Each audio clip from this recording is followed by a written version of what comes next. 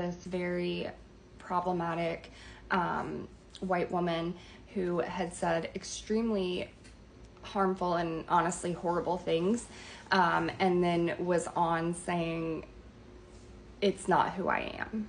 And he was asking white people whether we disassociate. Why, when we do something harmful, do we just say, like, "That's not who I am"?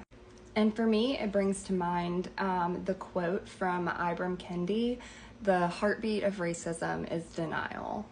To admit that that's who we are would be to admit that racism is still a problem, would be to admit that we are racist, and that would be to combat our denial. And we simply can't have that, because if that's the case, then we are obligated to do something about it.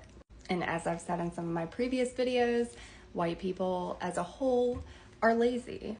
And by lazy, I mean it's easier for us to say, "Oh, I don't do that. I'm not that kind of person. That's not me," than it is to do the work that is required to deconstruct and have the inner self-awareness to look at the ways that we've caused harm and helped perpetuate this racism that is all around us. We are complicit, but to admit that, we would need to step outside of our denial. So we're not dissociating, we're just assholes.